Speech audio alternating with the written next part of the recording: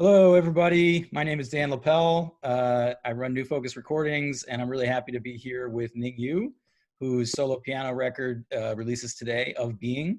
It's a really great project, 3 beautiful pieces that sort of manifest a conceptual idea, and it's been great working with her on this. And so how's it going, Ning? You hanging in there?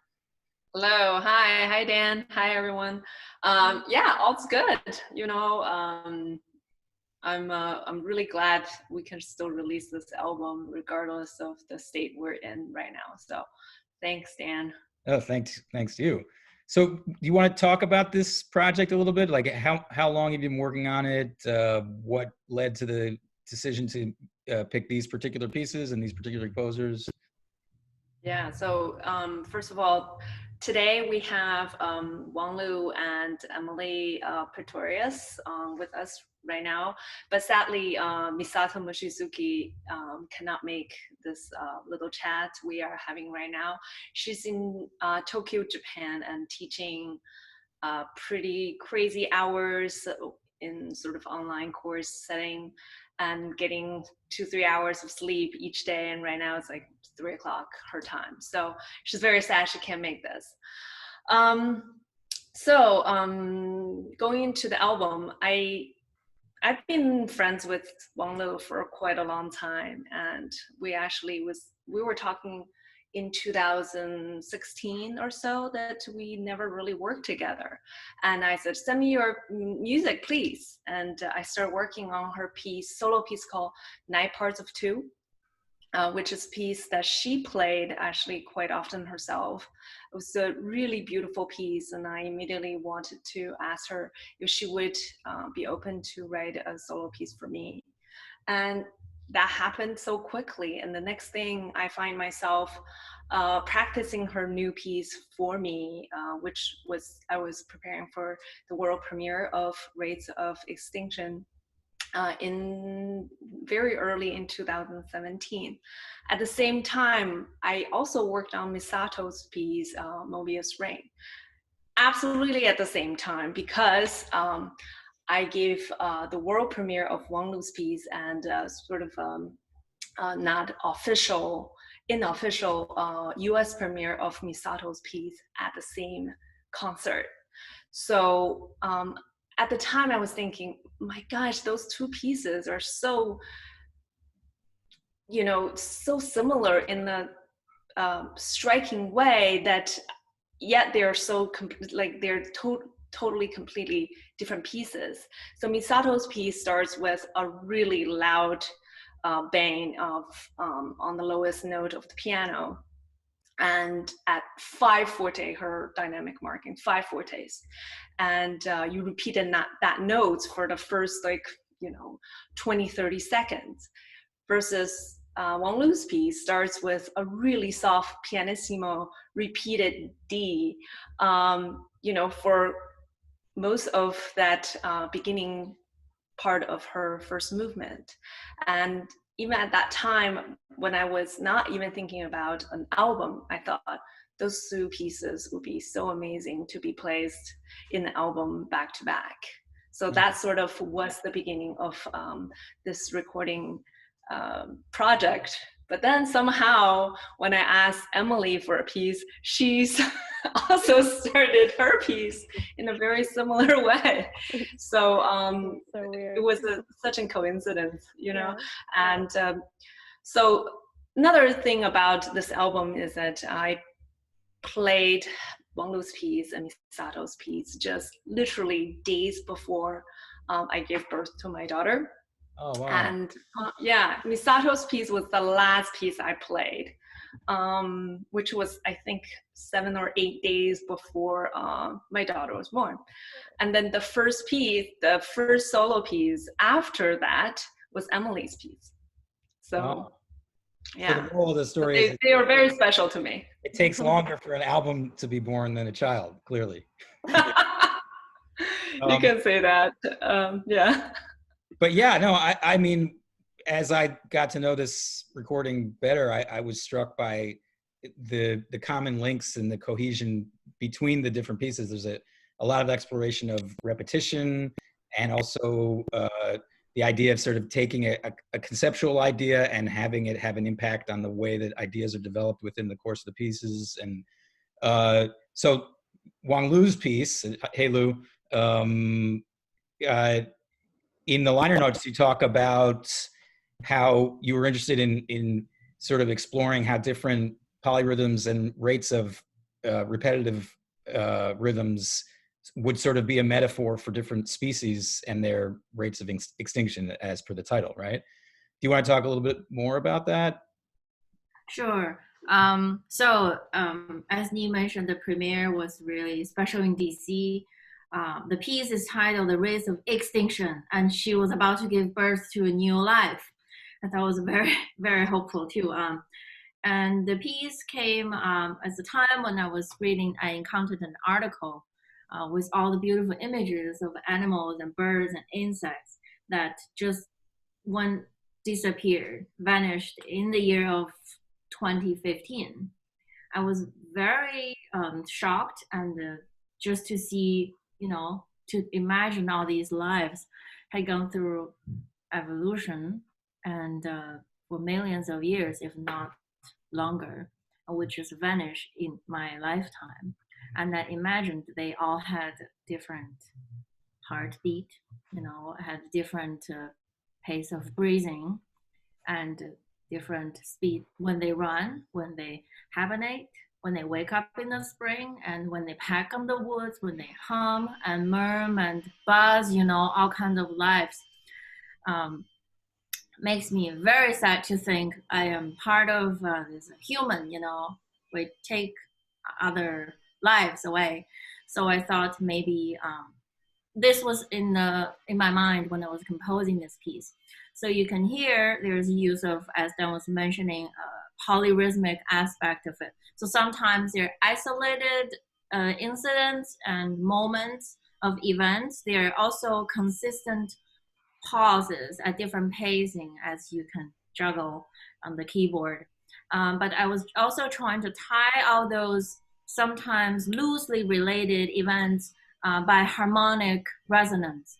So everything would still overall move forward as a whole. Cool. Ning, do you want to add anything before we play an excerpt of the first movement of Lu's piece? Sure. I know that so the theme of extinction is a disparate one. But however, because at the, like Lu mentioned, at the time, because I was, so pregnant with my daughter, I can't even see the pedals I was playing. It was a time of positivity. It was time of hope, and I personally found the piece really sort of hopeful, a theme of hopefulness, that it was actually more upbeat in its entirety than the title would suggest. Great. So we're going to listen to about a minute of the first movement of Wang Lu's Rates of Extinction.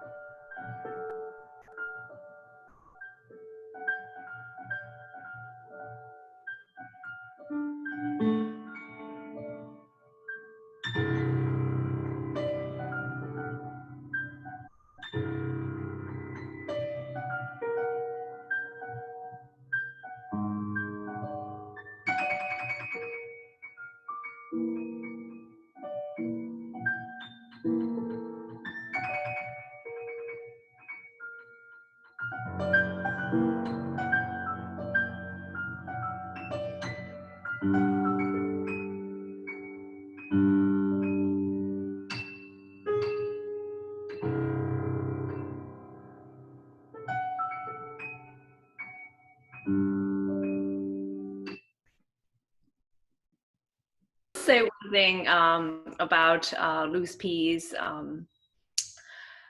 When I was working on her this piece at the time, and then we came back again, work on it again.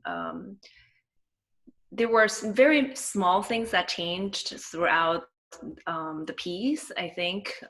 Louis, you can correct me if I'm wrong, that we worked on, you know, just adjustments of tempo, adjustments of sort of the speeds of the fourth movement, you know, speeds of various passages, and then also just the coloring of the entire piece until, you know, we just continue to work on it since the beginning of 2017 until this recording, and Louis still made more adjustments and revisions in terms of dynamics and then also length of the piece.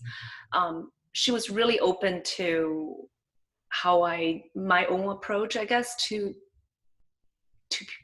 pianism and to technicality. I must say that writing for piano is so difficult. I don't know if all the composers would agree with me. It's just there's a lot of baggage in writing for piano, and the harmony is so rich and the melodies are so fast. You can pretty much do anything or nothing. So I think her openness to just making either very small to very big adjustments really, you know, helped me shape this piece in terms of interpretation. Cool. Thank you. You're incredible yourself. You know, we're all evolving through the process where you listen different, and you open to different interpretations. So there are some excerpts, I think New Focus put online, a video of Ning playing at Miller Theater over a year ago, and that's slightly different, right? I would say. Yes, that was a slightly different piece back then, yeah. Versus when I look at the very first premiere in 2017 February, it was like, you know, so different. Yeah. Cool. Yeah, we're trying to figure out how you breathe, right? How the music really can be felt organically with, you know, lives behind your mind, but not machines. Or the purpose is not polyrhythmic. It's, you know, what you're thinking, right? Yeah. But how to translate, which is impossible, but you still make an effort to somehow, interpret. Yeah. Should we listen to something from the fourth movement? Yes, please. Sort of fourth movement, so difficult. Right? Yeah, really like sort of dynamic, but I feel like I hear some of the same ideas just put into a sort of more intense context. Or do you guys think it is a very different kind of music? To me, it was very similar, and then that's another aspect that reminded me myself at the moment, thinking of the similarities between Lu's music and also Misato's Mobius Ring. You know, there's a lot of forwardness, gentleness, yet at times of you know, violent outbursts, but they all generate from a very positive center of the same ideas, at least to me. Cool. So here's about a minute from the fourth movement of Wang Lu's Rates of Extinction.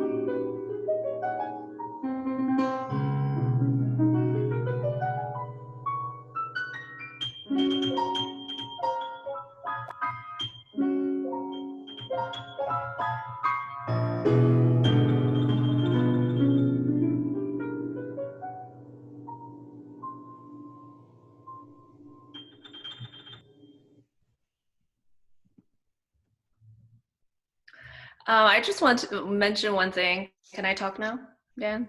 Yes. That Wang Lu is a really amazing pianist herself. So I think it really shows in her writing that it's very idiomatic, and it sounds really good. At the same time, the movements feel really good for the fingers. So just want to mention that. I would say when I was 15, I used to practice a lot. I started when I was young, but not a long time ago. But that's very nice of you. But as a composer, Emily would maybe echo me. It's just when you sit there and try to put notes on page, you tend to add more. You add more, more, and it gets more. And of course, I don't know what you play, and then you try to play. Of course, you can play this, but not at the tempo, right? Then you feel like yeah. Yeah, a lot of the virtuosity also came after, I saw Ning playing a concert at University of Chicago before I wrote the piece, and one of the pieces she played was Unsokchin's one of the piano etudes. That was really mind blowing. I was like, oh, okay, so she's able to do that. Maybe you think about that, right? But also as an entire piece, although there's always a concept. Emily, you can tell me if you think similarly or differently. There's a concept, right? But often for me, the musical idea would depart and take its own path in a more musical abstract way. I think in this movement is more or less the case. If I think about the loose connection to the beginning, would be, I really think about like a bug who lives a day or two or even shorter, and a turtle, and they're all just gone. What to celebrate is maybe lives in general are unstoppable. We have to believe in that. So this drive there's a pedal and all that. Can't really just say it is being interpreted as a pedal on C, but there's any connection to the concept behind. But overall, I also thought about the improvisatory nature of it, of the play. Also gives more liveliness, the liveness, and the ones it's always different from the next time, like improvised players. So those are also in that movement. Yeah. Cool. Should we move on to a little bit of Misato's piece and play a little bit of that? So sure, please. This piece is titled Mobius Ring, which is it's off after a mathematical paradigm, right? Mm-hmm. That's right. You want to explain that or talk about that a little bit? I can't really talk too much about it because I don't understand the mathematical equation myself, really. Yeah. But I want to just say a few words to say that this piece is actually written in 2003, and it's not written for me. I actually didn't meet Misato until 2015. This is Misato's only piano solo work.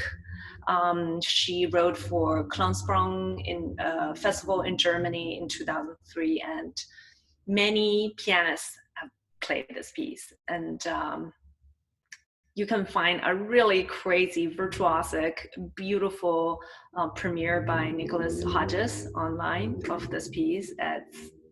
It's really mind-blowing how he plays it. So I started working on this actually with Misato, and she came from Japan in 2018, I believe. No, 2017. Sorry, days before, as I said. And then I worked on this piece with her, and she told me that so many pianists have played this piece and played it so differently. And this piece, when I first worked on this piece, I just thought, this is not a language I know. I don't know, and I don't really understand why. At the time, it was very, when you look at the score, it's quite traditional, if I may say, in terms of notation, but the language was very foreign to me. Yet her as a person, as a composer, with a lot of, just genuine thoughts and concern for us as a human society. At the time, when I met her in person, and then the music that she was writing for Yarnwire and also for other groups really struck me as a music of authenticity, and her genuine concern for the human cause was also something that really inspired me.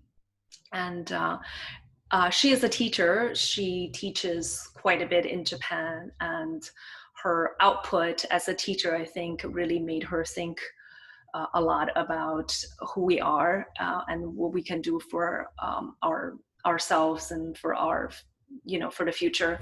And so that's something that really pushed me to think about this piece, though not written at the same time as her current thinking, but really reflected her of, deep thinking into what her music can reflect a mathematical equation, but also reflect on how life could be in that form as well. Great. Why don't we listen to, this is, I don't know which variation this is in the course of the whole piece. It's like, but towards the beginning, right? Towards the beginning, yeah. But she doesn't really, it's so funny that she doesn't ever write variations or themes of variations at all anywhere on the score, nor does she speak of the piece in that way. But it definitely, when one listens to the piece, it feels like, being trapped into a very similar idea, but always like spraying towards forward and ahead, and then trying to break the forms. Okay, cool. So this is Misato Mochizuki's Mobius Ring.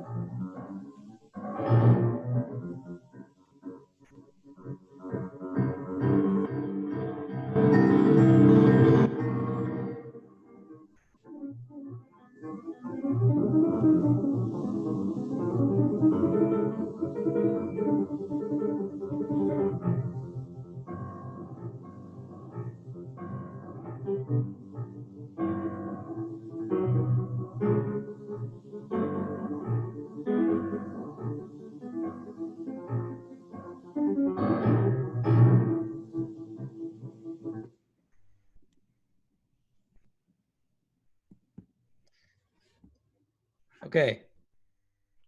Can you hear me? Yep. Oh, great. Okay. Yes, yeah. I'm never sure. Well, unfortunately, there wasn't a great spot to stop in that because it's such compelling stuff, but it's really cool sort of figuration in the left hand there. I guess it's all in the bass register. Yeah. Yeah, it's quite a virtuosic and relentless kind of a piece. Reminds me very much of how I felt playing, Liszt sonata when I was, in college years. That type of, technical agony. Yeah. Well, it's the longest sort of single track piece on the album too, so it has this big long trajectory to it, which is cool. Yeah, absolutely. Emily, sorry we've been sort of neglecting you and making you sit and wait, but that's okay. No, I love hearing about the other pieces. Yeah, totally. It's great to have you on the call. This is Emily Praetorius, and she's the composer of the title track on the album, Of Being. And I was really interested to read about how you were thinking about different kinds of time in the way you composed the piece. Do you want to talk about that a little bit before we listen to some? Yeah, I get there were so many sort of tangents about time and like trying to organize it into a small cohesive thing, especially for the liner notes was really kind of a struggle for me. But I guess, I mean, I really was very interested in the concept of suspending time through this listening experience, which is a little bit against like the nature of music itself, being that music is in time. And of course, this is nothing new for composers, always trying to do away with time in our own way. But I guess a lot of it came down to this sort of like isolated sounds, really bringing in the focus. Your sonic focus is you're so hyper aware of what's going on, and then the space around it, which is like meant to do away with anticipation, or at least when you come up with an anticipation of what's to come next, it's dashed by the next event that interrupts that silence.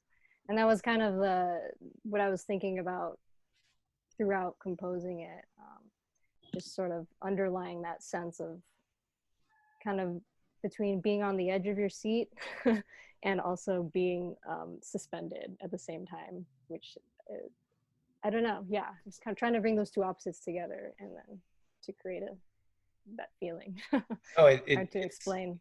Totally works, and all the way you bring our attention into the decay of the instrument, and then using different timbres, and just spreading the register a lot. There's this sort of it definitely has that suspended feeling to me as a listener. Ning, you want to chime in on the experience of playing this piece, of studying this piece?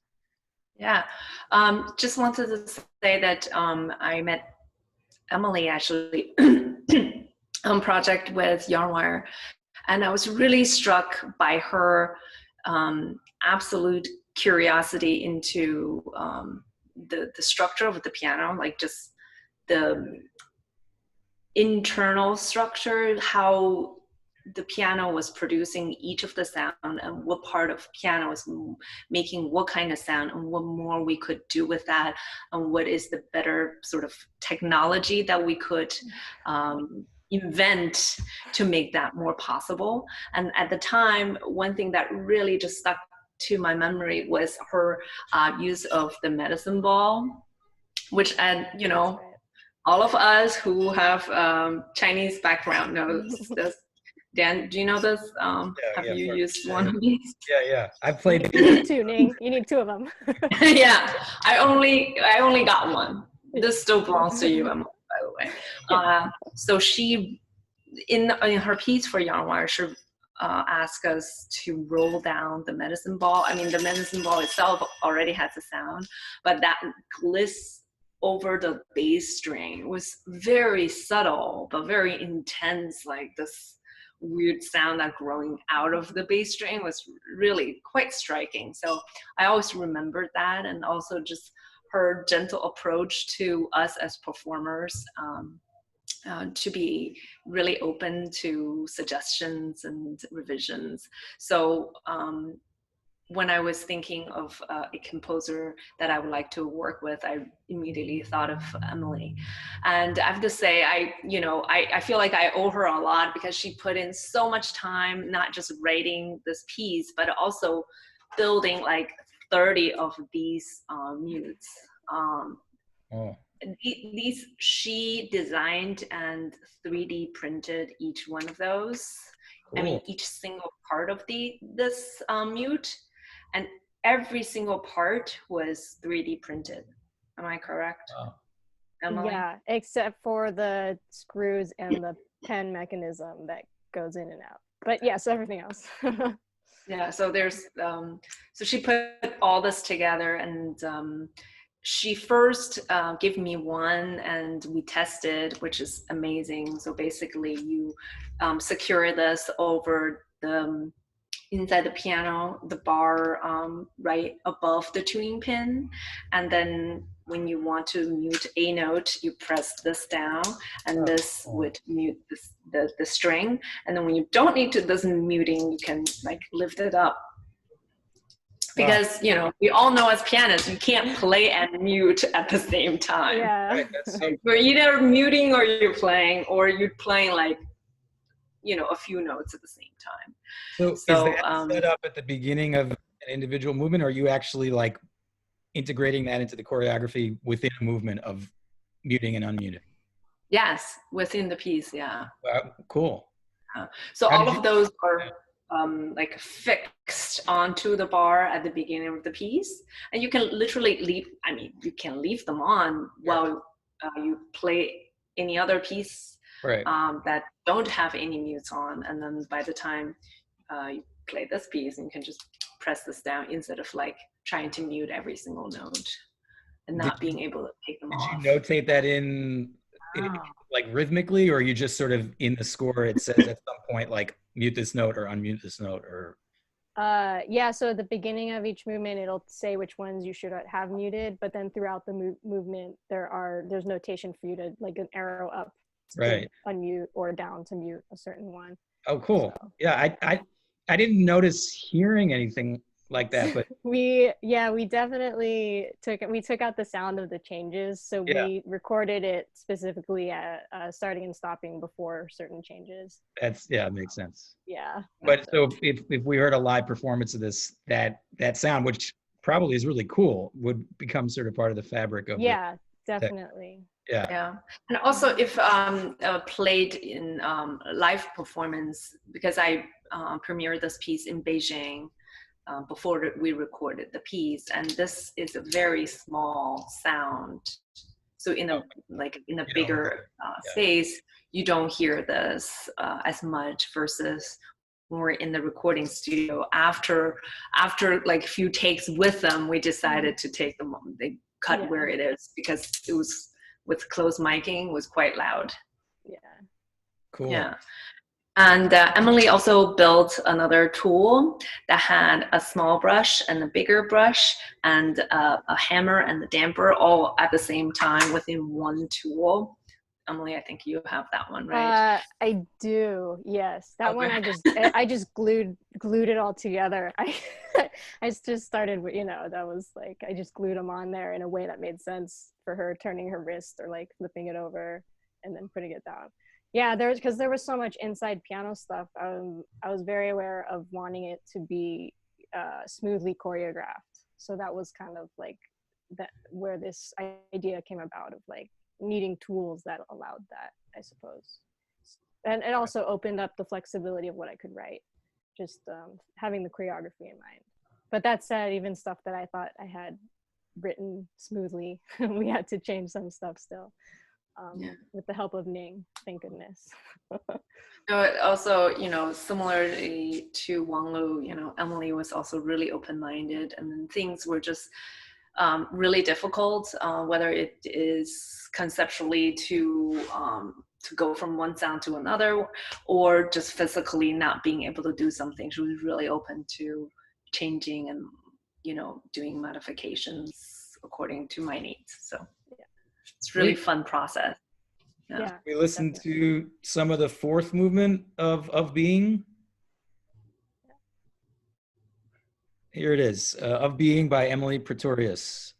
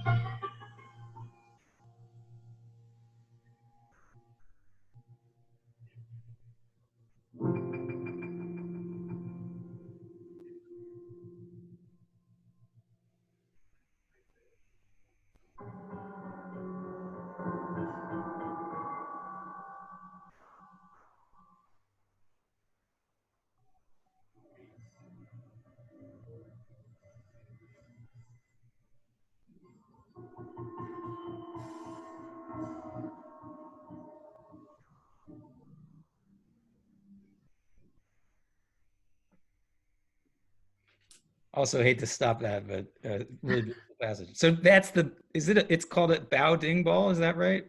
or is that something else? Oh, that was something else. Oh, Yeah. that's Let us move on did not make into this piece. Yeah. Oh, okay, sorry, I misunderstood. Couldn't use the same gag twice. Is that like a slide then, or what's what Yeah, was It's it? a I think guitar slide, a guitar Dan. slide. It was a guitar slide. Yeah, cool. That's what I thought it was when I was listening. Yeah, we used a ring one though that ended up working better. Yeah. Yeah, that's right. So you don't have to Emily, pick it up and put it right. yeah, but in performance, I've used a ring because then there's sort of the added security with picking up and putting down a middle piece and making like clunk, clicking sounds inside the piano. So we use the ring. But I think for the recording, we chose to use the really heavy guitar slide. Oh, that's like a metal one or something, right? Yes. Yeah. Right. Yeah, we gorgeous sound. tried a few. Yeah. Yeah. Cool. Great. Well, this was fun. It was nice to get a chance to listen to some excerpts, and hopefully folks checking out this chat will check out the whole album. It's Of Being, Ning Yu, pianist. Thanks Wang Lu and Emily Praetorius for joining us, and thanks Misato Mochizuki for your wonderful piece. And thanks, you, Dan. Yeah, my pleasure. Thank you. I just want I want to have a shout out to Ryan Streber, Oktaven Audios, and also Mark Riegelman for designing the album artwork. So thank you all for making this possible. I'm really excited to share your works with everyone. We're very excited to help get this out. Of Being, Ning Yu. Thanks everybody. Check out the album and stay safe. Be well. Bye. All right. Thanks. Bye. Bye.